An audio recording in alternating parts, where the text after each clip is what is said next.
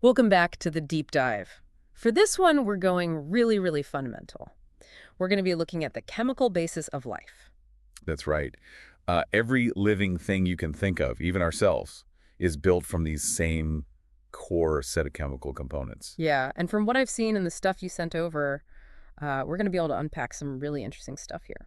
Definitely. We've got a great set of materials that really breaks down these uh, key chemical players in life, so to speak. Okay. We'll be diving into those big organic molecules, your carbohydrates, proteins, lipids, nucleic acids. These are the building The blocks. instruction manuals, yeah. Exactly. But then we'll also be looking at the crucial inorganic compounds, like water and minerals, which are really just as vital for keeping everything running smoothly. Yeah, of course, of course. And I know from the stuff you sent over, there were some really kind of surprising things that we were going to be digging into. Can you give us a little preview of some of those unexpected insights? Absolutely. Well, for starters, we can explore the four most common elements in your body just by weight. Okay. You might have an idea of what tops the list, but it's actually pretty interesting. All right. It's not necessarily the one that people first think of. Hmm. We'll also look at how something as seemingly simple as glucose can be so incredibly versatile in its functions. And we'll touch on why even tiny shortages of certain minerals can have such surprisingly large effects on your health. Oh, cool. That's the kind of stuff that really sticks with you, for sure. Yeah. So, I know you mentioned you were curious about being able to get a really good understanding of this without having to kind of wade through a lot of, dense material. And so this is what this deep dive is all about, right? We're going to break down these core concepts, highlight those aha moments. Right. So where should we even begin to unravel this whole chemical basis of life? Where do we start? Well, I think a natural starting point is really at the most fundamental level, which are the elements themselves. Because living organisms, at their core, are really just complex arrangements of chemical compounds. Right. And these compounds are formed when these naturally occurring elements bond together in countless different ways. And it's fascinating, to think that out of all the elements on the periodic table, only about 25 are consistently found in living things. That's right, yeah. Right? It's like life has a very specific palette of ingredients it works with. Precisely. And within that selection, four elements are particularly dominant when we look at the mass of the human body. Okay. And as figure 1.1 in your materials shows, oxygen makes up a remarkable 65%. Oh, wow, 65%. Following that, we have carbon at 18%, then hydrogen at 10%, and Yeah. finally nitrogen at 3%. So, okay, 65% oxygen. I mean, it makes sense when you think about how much of, the human body is water. Right. And water is H2O. Because that, But carbon being such a significant chunk at 18% really underscores its importance as the backbone of all those Yeah. big organic molecules that we're going to be talking about, right? absolutely. And then, hydrogen, nitrogen rounding out the top four. So what about the others? The stuff you sent over also mentions some other, essential players. Yes, beyond those top four heavy hitters, we have other crucial elements like sulfur, phosphorus, sodium, potassium, calcium, magnesium, iron, and chlorine. Wow. Okay, so that's a lot. So even though those other ones make up smaller percentages, they each perform some pretty important roles, huh? Oh, absolutely. Absolutely vital roles for our survival. Okay. For example, calcium is critical for bone strength, nerve signaling. Iron is essential for carrying oxygen in your blood. Mm, Potassium, very important for nerve impulses and muscle function. right. So it's a really carefully orchestrated elemental balance. It's like an elemental orchestra. Yeah, that's a great way to put it. Okay, so we've got our fundamental elements, and Yeah. then the material you sent over goes on to make this distinction between organic and inorganic compounds. Can you kind of explain that key difference? Certainly. The primary difference really lies in the presence of carbon. So organic compounds are defined by containing carbon atoms, typically bonded to hydrogen atoms, Okay. often to other elements like oxygen and nitrogen. Uh, Inorganic compounds, on the other hand, they generally don't contain these carbon-hydrogen bonds. Got it. So the compounds that make up living matter, those largely fall into that organic category, right? Precisely. And you call them biological molecules. Exactly. These biological molecules are the organic compounds that serve as the structural and functional units of life. Okay. The four main types, as your material outline, are carbohydrates, proteins, lipids or fats, and nucleic acids. Right. These are the major building blocks and functional components. Okay. And then we have the essential inorganic molecules. What are some of their sort of crucial roles? Well, while they might not form the fundamental structure of living organisms in the same way that organic molecules do, uh, inorganic molecules like water, minerals, and certain gases are absolutely essential for life's processes to occur. Water, as we've already touched on, with its high percentage in the body, is a perfect example. Right. It acts as a solvent for countless biochemical reactions, serves as a transport medium for nutrients, waste, and participates directly in many biological processes. Okay. Minerals, though present in smaller quantities, are vital for a wide array of functions, from nerve signaling and enzyme activity to building strong bones. Okay. That gives us a good base to work with here. Let's dive into the first of those major organic molecules, carbohydrates. Sure. And your material actually describes them as the most abundant organic compound on Earth. That's a pretty significant statement.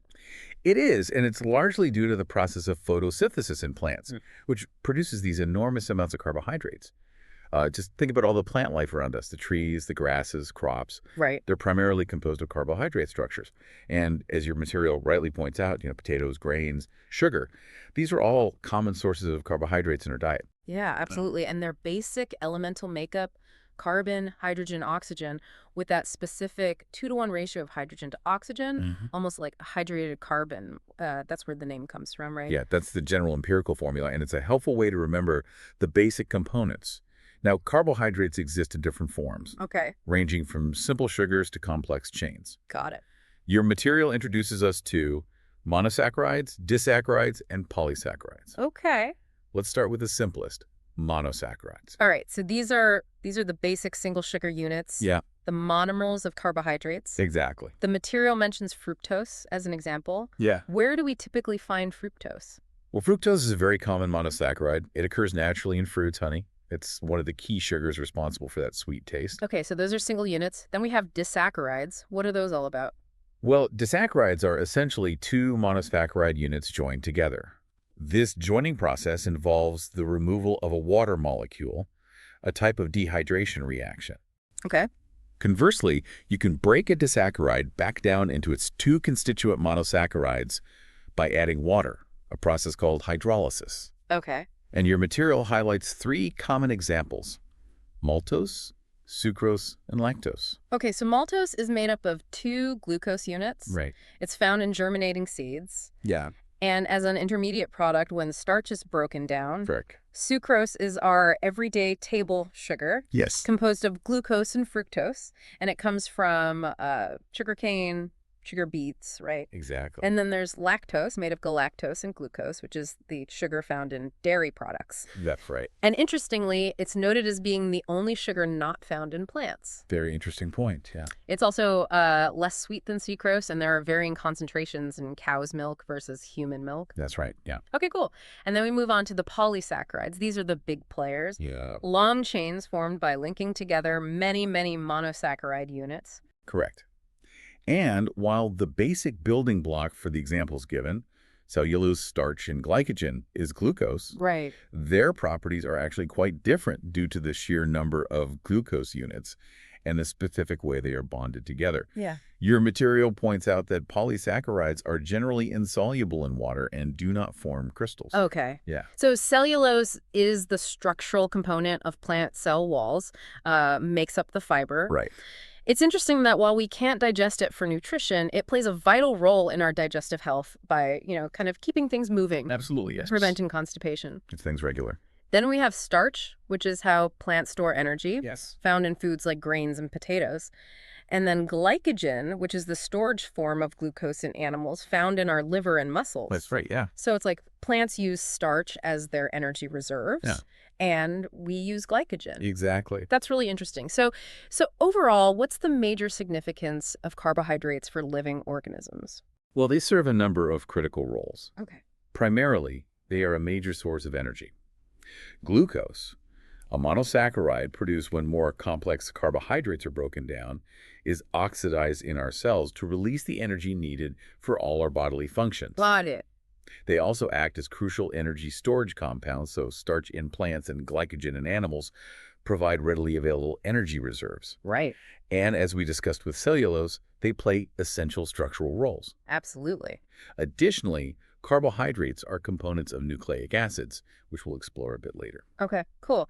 And the information you shared even describes some simple tests to identify carbohydrates, like the iodine test for starch, Yes. which gives that characteristic blue-black color, and Benedict's test for monosaccharides and some disaccharides, Yeah. which shows a range of color changes upon heating depending on the amount of sugar present. Right.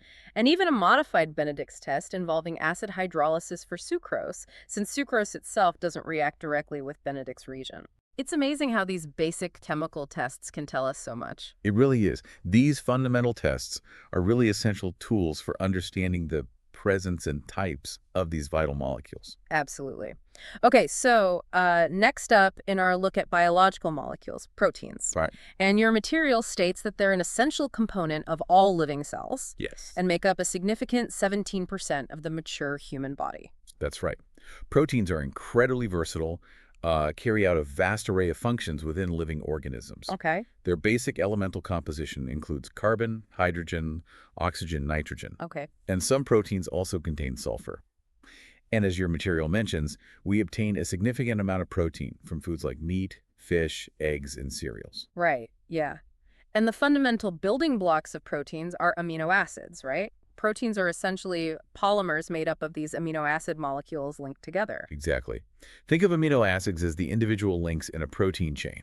Each amino acid has a central carbon atom bonded to an amino group, NH2, a carboxyl group, COOH, a hydrogen atom, and a variable R group. Okay. It's this unique R group that distinguishes each of the 20 different amino acids and gives proteins their incredible diversity in three-dimensional structure and, consequently, their wide range of functions. Okay. Glycine, with a simple hydrogen atom as its R group, is the simplest amino acid. Oh, okay. Yeah, And some of these amino acids are considered essential, meaning our bodies can't synthesize them, so we must obtain them through our diet. that's correct. These essential amino acids are crucial for proper growth, development, and overall health. So given this diverse set of amino acid building blocks, what are the key roles that proteins play in living organisms? Their roles are remarkably diverse. Okay. While they can be used as an energy source if carbohydrate and lipid reserves are low, their primary functions are much more specialized. They serve as crucial structural components,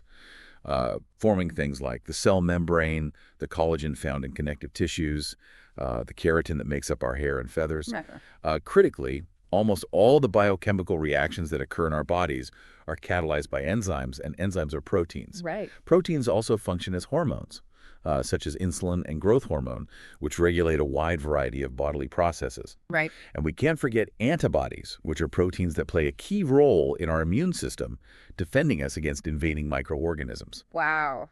They really are the workhorses of the cell, huh?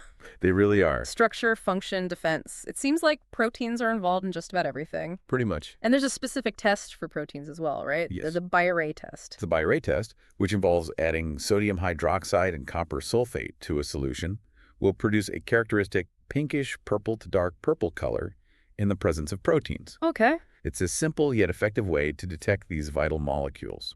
And you mentioned enzymes earlier, and the information you sent describes them as specialized proteins that act as biological catalysts, significantly speeding up biochemical reactions.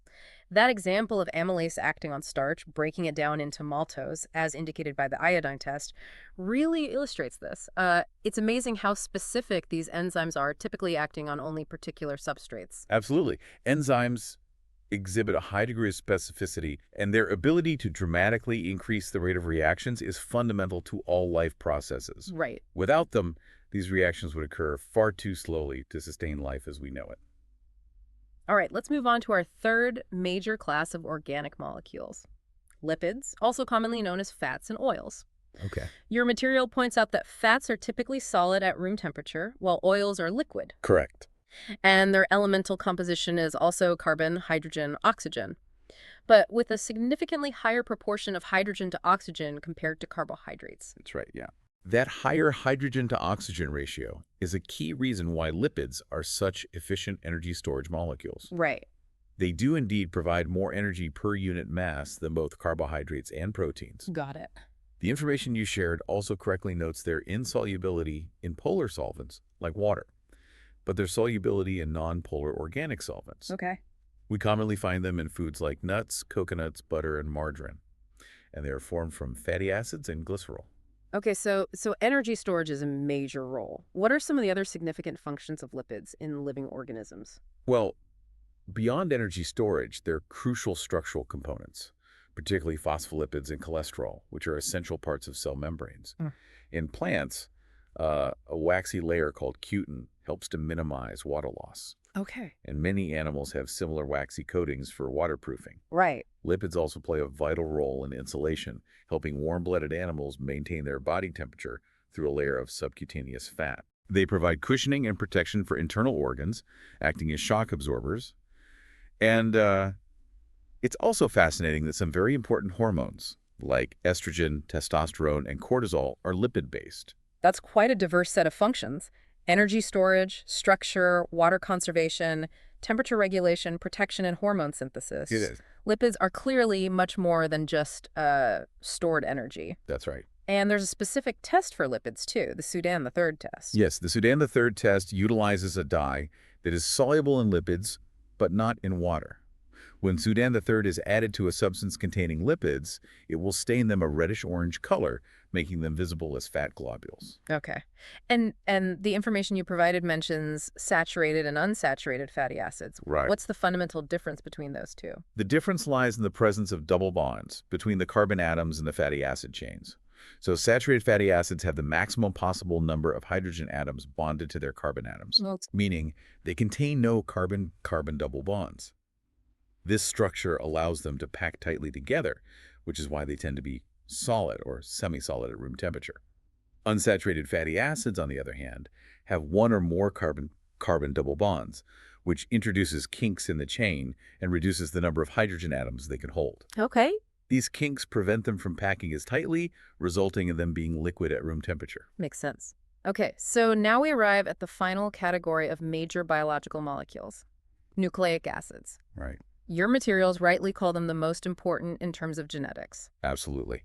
Nucleic acids are the molecules that carry the genetic information that dictates the traits of living organisms. Okay. They are linear polymers composed of repeating units called nucleotides. Got it. Their elemental composition includes carbon, hydrogen, oxygen, nitrogen, and phosphorus. And each nucleotide has three main components: a nitrogenous base, a 5-carbon pentose sugar, and a phosphate group. That's right. Figure 1.3 in your materials gives a helpful visual representation of this structure. Exactly. And there are two primary types of nucleic acids that are crucial for life: Okay. deoxyribonucleic acid, or DNA, Right. and ribonucleic acid, or RNA. Got it. DNA uses deoxyribose as its sugar, while RNA uses ribose, which is where their names originate. Okay. And figure 1.4 beautifully illustrates the iconic double helix structure of DNA. And DNA is the molecule that stores and transmits the genetic characteristics from one generation to the next. RNA, on the other hand, is primarily involved in the process of protein synthesis. That's the core function of each. Okay. DNA holds the master blueprint, so to speak, the genetic code. Right. That determines the characteristics of an organism and regulates cellular activities. Hmm. RNA acts as a messenger and a key player in the machinery that reads that DNA code and uses it to build proteins. Right. In some viruses, RNA even serves as the primary carrier of genetic information. So, the significance of nucleic acids is immense, storing and transferring genetic information, directing the synthesis of proteins, controlling cellular activities, and even the changes in DNA mutations are a fundamental driving force in the process of evolution. Precisely. They are the information-carrying molecules of life, Wow. essential for heredity and the very functioning of every cell. So the material you sent over then describes some practical activities that help to confirm the presence of those key elements of life: water, carbon, and nitrogen. Yes. Can you briefly touch on those demonstrations? Yes, these are really straightforward yet informative experiments. So activity 2 involves heating biological materials like meat, eggshell, and leaves in a crucible. Okay. The observation of condensation forming on a cool surface placed above, which then causes blue anhydrous cobalt chloride paper to turn pink, confirms the presence of water. Activity 3 demonstrates the presence of carbon by heating pulped plant leaves, fish, and rice strongly in crucibles until they become charred. Rubbing this black residue on white paper leaves a dark mark, indicating the presence of carbon. And activity 4 provides evidence for nitrogen by mixing crushed fish or egg white with a strong base, sodium hydroxide, Okay. and then adding a few drops of copper sulfate solution. The development of a purple color confirms the presence of peptide bonds, which are characteristic of proteins. And since nitrogen is a key element in proteins, this indirectly confirms its presence. Very cool. Hands-on ways to see these fundamental building blocks in action.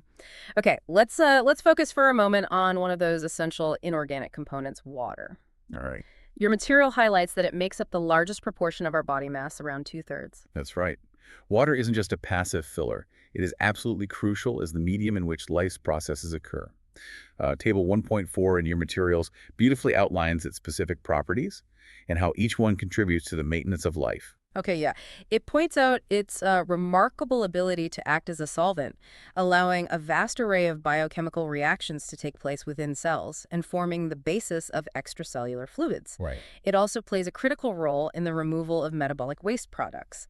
And for aquatic organisms, its ability to dissolve oxygen makes it a vital respiratory medium. Absolutely. Hmm. And water's high specific heat capacity helps to stabilize body temperature, preventing rapid and drastic fluctuations in response to environmental changes. Right. Its role as a transport medium is also essential, being the primary component of blood, which carries nutrients, oxygen, and hormones throughout the body. In plants, the cohesive and adhesive properties of water molecules are fundamental to the transport of water from the roots to the leaves. And finally, the fact that ice is less dense than liquid water, causing to float, Right. provides an insulating layer on the surface of bodies of water, protecting aquatic life below from freezing temperatures. Wow. It's a truly remarkable molecule with properties perfectly tailored for supporting life. It really is. Okay. The next category of essential inorganic nutrients, minerals. All right.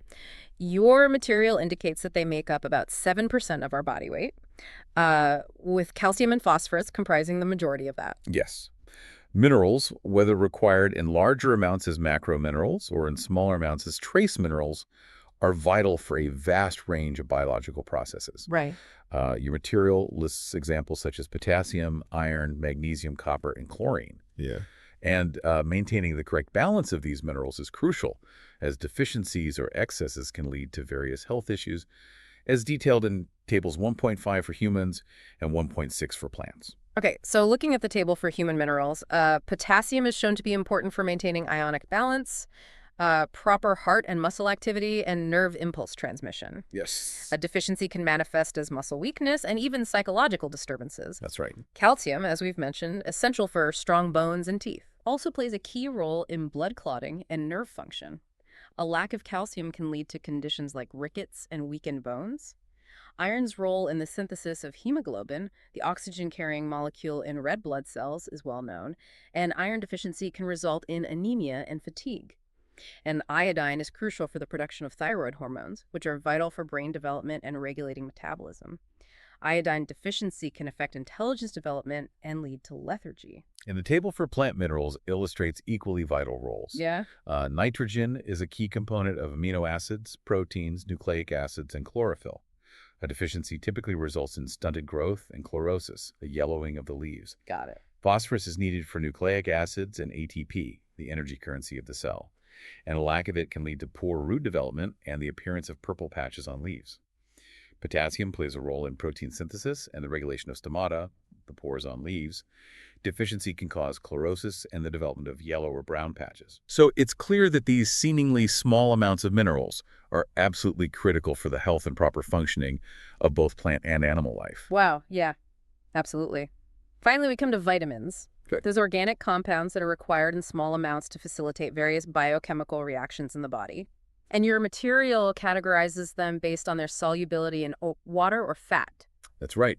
Vitamins B and C are water-soluble, while vitamins A, D, E, and K are fat-soluble. Okay. Table 1.7 outlines some of their key functions and the symptoms that can arise from deficiencies in humans. Okay, so vitamin A is shown to be important for vision, maintaining healthy eyes, and skin health. A deficiency can lead to night blindness. The B vitamins are a complex group involved in a wide range of processes, including nerve function, maintaining healthy skin, the production of bone marrow, the maturation of red blood cells, and the synthesis of antibodies. Deficiencies can result in conditions like beriberi and anemia, as well as skin changes and a weakened immune response. Vitamin C is crucial for the formation of skin, tooth enamel, and collagen, the main structural protein in connective tissue. A lack of vitamin C can lead to weakened gums, internal bleeding, slow wound healing, and scurvy. Vitamin D plays a vital role in the absorption of calcium and phosphorus, and a deficiency can contribute to tooth decay and osteoporosis. And vitamin K is essential for the process of blood clotting.